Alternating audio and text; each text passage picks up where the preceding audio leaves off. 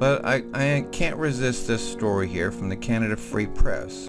Obama was working to replace foreign Christian leaders with fully fledged caliphate-seeking Islamicists. Obama installing Islam leaders while Michelle and Susan Rice provide cover?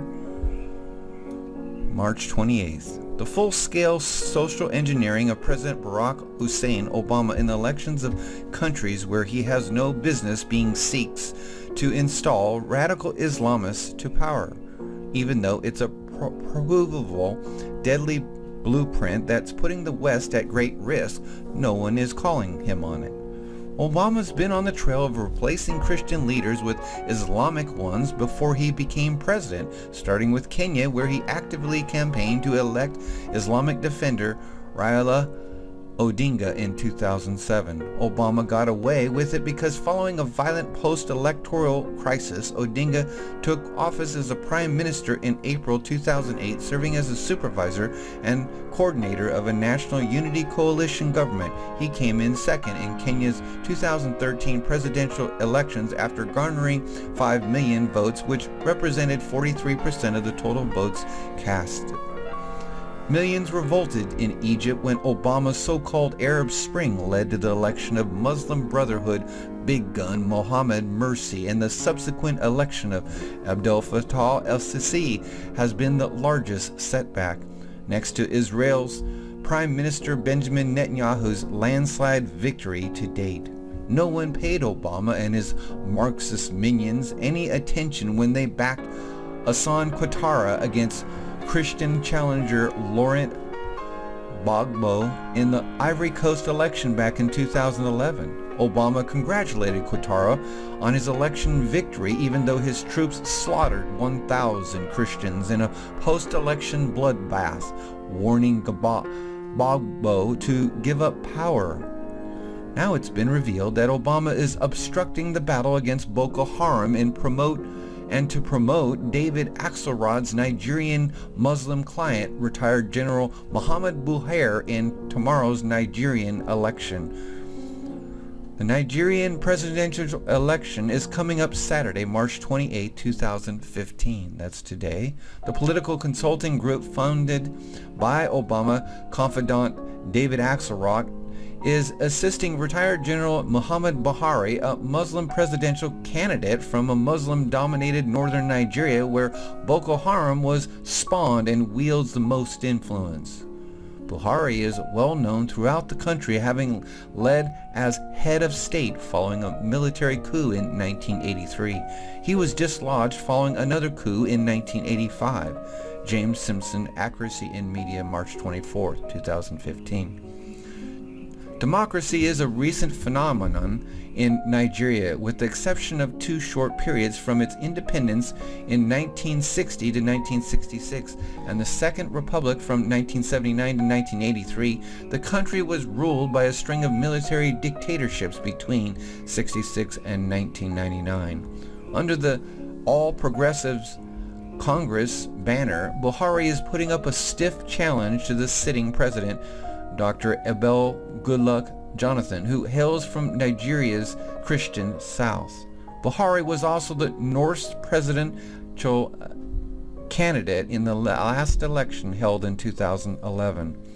Like Laurent Gbagbo in the western Ivory Coast, Goodluck Jonathan happens to be a Christian. Axelrod is credited as the force behind President Obama's election victories in 2008 and 12. He served as Obama's senior advisor until 2011.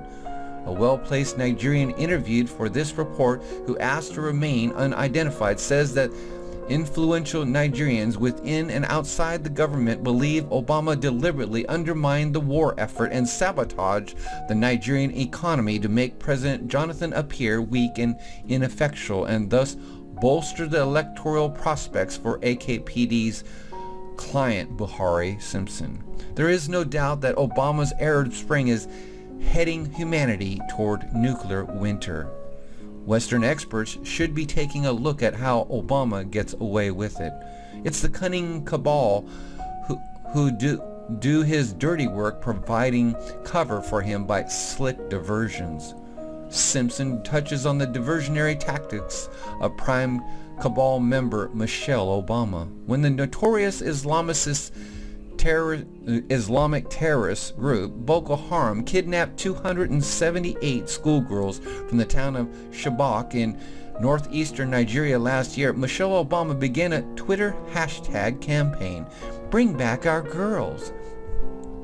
But behind the scenes, the Obama administration was undermining Nigeria's efforts to take the battle to the terrorists. Obama refused to sell Nigeria arms and supplies critical to the fight and stepped in to block other Western allies from doing so.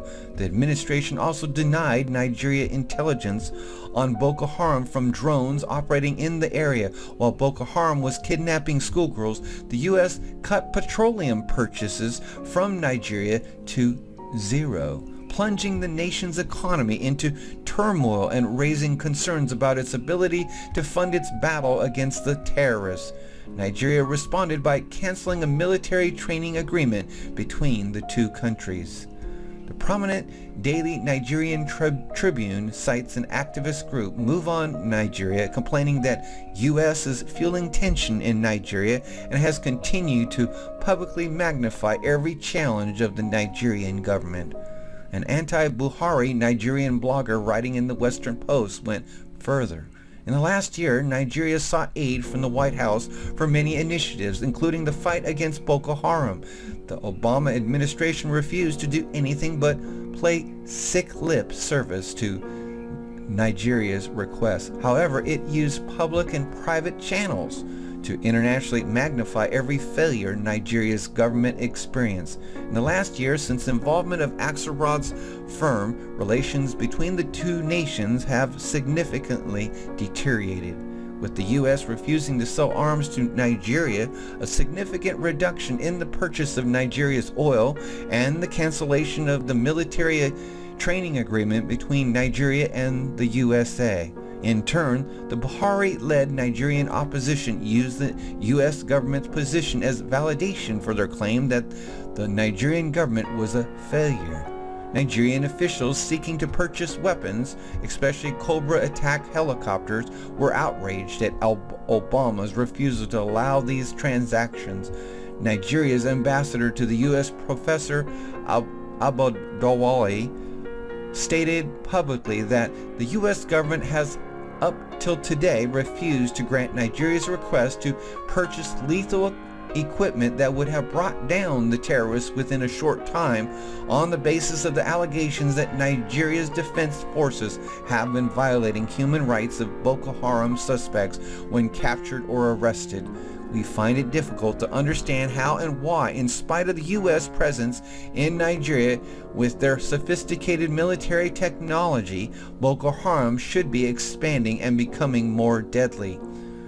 Then there's Obama's cunning cabal member, National Security Advisor Susan Rice, who announced the death of Nigerian literary icon Chinua Achebe on Monday morning, 2 years after his actual death, in order to link to an online video of Obama speaking directly to the Nigerian public, calling for free and fair elections this Saturday.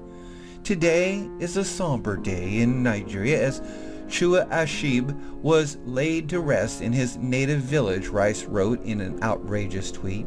Fact is, the late and lamented Achebe died in March of 2013 at age 82 in Boston following a brief illness. In May, an elaborate funeral was attended by loved ones, fans, and admirers. There were trumpeters, dancing troops, and scores of dignitaries on hand to honor the much celebrated author when he was buried in his hometown of Ogidi, with no weeping, wailing, or tweeting from Rice. Machiavelli couldn't have done any better than Michelle Obama and Susan Rice at the ready to launch diversionary publicity stunts that take the spotlight off Obama when he needs it most. Problem is that Michelle Obama and Susan Rice were running away with the social network's mega publicity and diversionary tactics, keeping his work in the dark. Barack Hussein Obama was working to replace foreign Christian leaders with fully fledged caliphate-seeking Islamists. Alright, I just wanted to update you with that